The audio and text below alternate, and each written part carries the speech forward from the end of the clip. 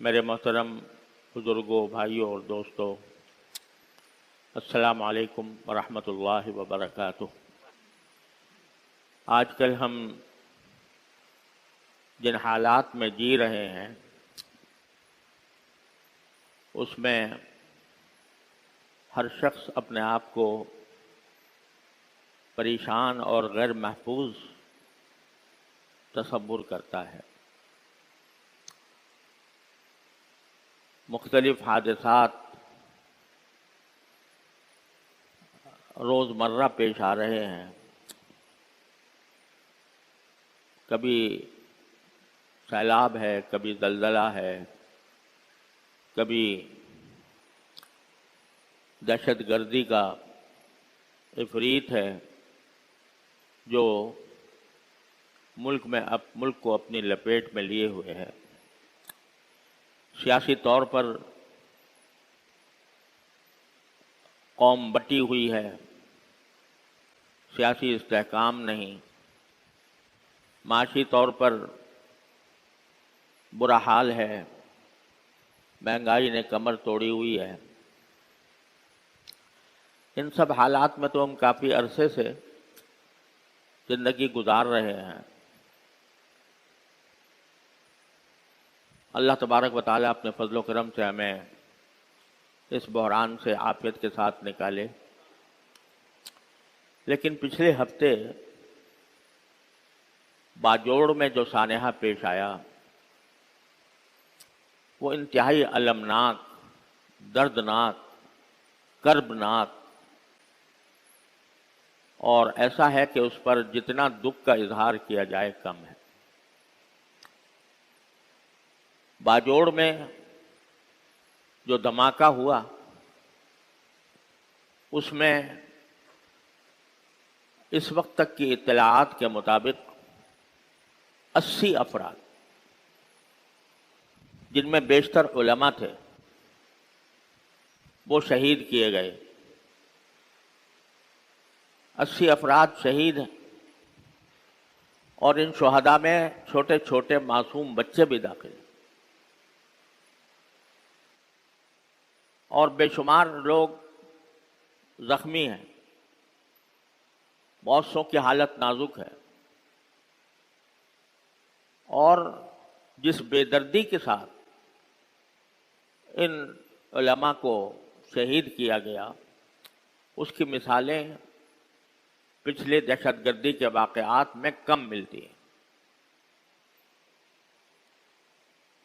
لاشوں کا جو دیکھنے والوں سے ہم نے رابطہ قائم کیا، متعلقین سے رابطہ قائم کیا، تو معلوم ہوا کہ لاشیں اس طرح بکھری ہوئی تھیں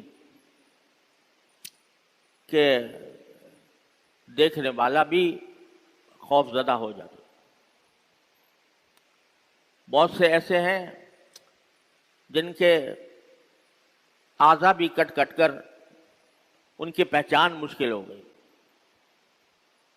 بعض ایسے ہیں کہ جن کی پہچان کرنے میں شدید دشواری پیش آئی، اور ایک صاحب کے بارے میں پتہ چلا کہ صرف ان کے جوتوں سے پہچانا گیا کہ یہ فلاں شخص ہے، ورنہ جسم کا کوئی حصہ سلامت نہیں۔ یہ بربریت، یہ سفاکی، یہ انسانوں کی جانوں کے ساتھ کھلواڑ ایسے لوگوں کی طرف سے ہوئی کہ جو خود اسلامی نظام نافذ کرنے کے دعوے دار ہیں۔ نام اسلام کا ہے اور اس میں نشانہ بنایا جا رہا ہے عام مسلمانوں کو بھی نہیں، بلکہ ایسے اہل علم کو جو اللہ کے فضل و کرم سے دین کا اس ملک میں کلمہ بلند کرنے والے ہیں، ان کو نشانہ بنایا گیا۔ اور اتنی بڑی تعداد علماء کی شہید ہوئی، اور بے شمار لوگ ابھی تک زخمی ہیں، علاج ان کا ہو رہا ہے، لیکن پتہ نہیں، اللہ تعالیٰ ان کو صحت کاملہ عطا فرمائے۔ سب مسلمانوں کو دعا کرنی چاہیے کہ اللہ تبارک و تعالیٰ شہداء کو اعلیٰ درجات سے نوازے. انشاءاللہ وہ تو اپنی منزل پر پہنچ گئے, اور اللہ تبارک و تعالیٰ کی رحمت سے امید یہ ہے کہ ایک شہید کا جو مرتبہ ہوتا ہے وہ انبیاء اور صدیقین کے بعد سب سے بڑا درجہ ہوتا ہے. انشاءاللہ وہ تو اللہ تعالیٰ کی رحمت میں پہنچ کر وہاں خوش و خرم ہوں گے. لیکن جو ان کے پسماندگان ہیں, بعض خاندانوں کے بارے میں مجھے پتہ چلا کہ ان کا کوئی کفیل باقی نہیں رہا. چھوٹے چھوٹے بچے ہیں یا خاتون ہیں, ان کا کوئی یار و مددگار, کوئی دیکھنے والا, کوئی وارث, کوئی ان کے ضروریات کو سمجھنے والا کوئی باقی نہیں رہا. ان شہداء میں خود ہمارے دارالعلوم کے بہت سے فضلاء ہیں جو دارالعلوم سے پڑھ کر گئے, اور ان میں سے بھی ابھی ہمارے دارالعلوم کے فاضل مولانا حمید اللہ صاحب رحمۃ اللہ تعالی علیہ, وہ ابھی 2 مہینے پہلے دارالعلوم کے فضلاء کے اجتماع میں پیش تھے. وہ شہید ہوئے, اور ان کے گھر میں ان کی بیوہ اور معصوم بچوں کے سوا کوئی اور نہیں. غرض ایک طوفان برپا کیا گیا, لوگوں کو شہید کرنے کا, ان کے پسماندگان کو بے آسرا کرنے کا ایک طوفان برپا ہوا ہے باجوڑ میں.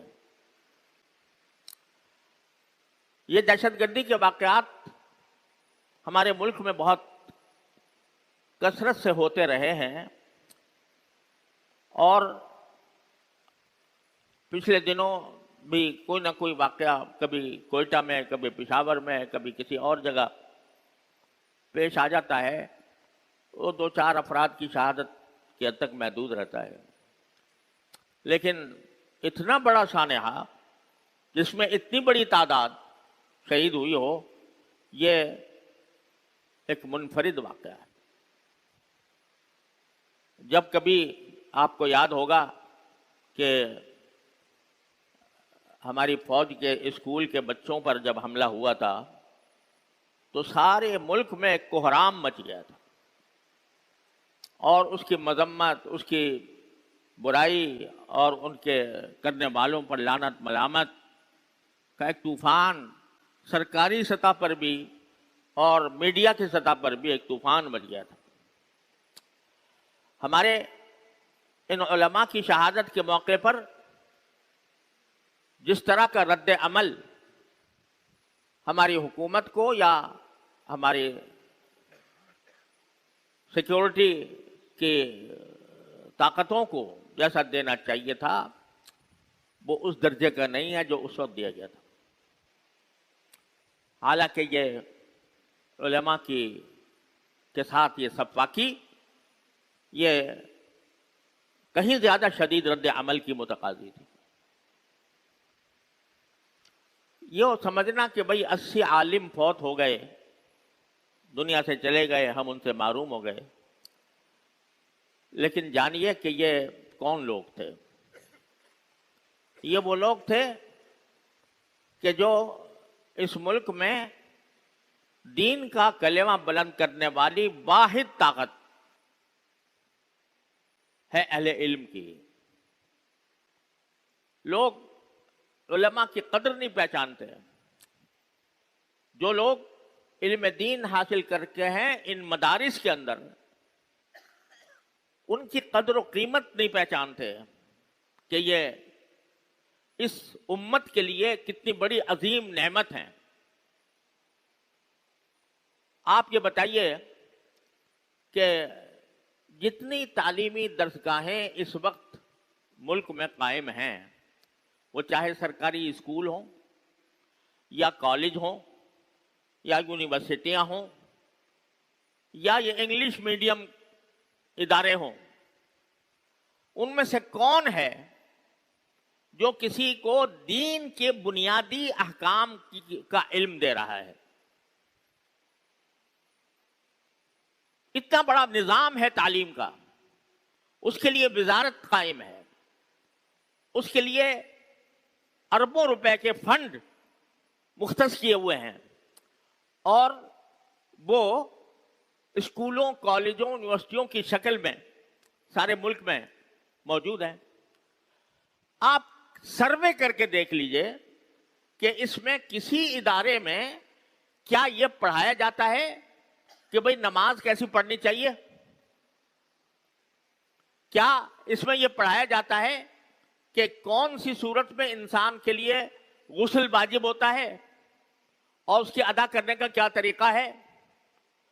کون سی جگہ یہ پڑھایا جاتا ہے کہ زکوٰۃ اللہ تعالیٰ نے فرض کی ہے تو زکوٰۃ کا نکالنے کا طریقہ کیا ہوتا ہے؟ کن چیزوں پر زکوٰۃ آتی ہے، کن پر زکوٰۃ نہیں آتی؟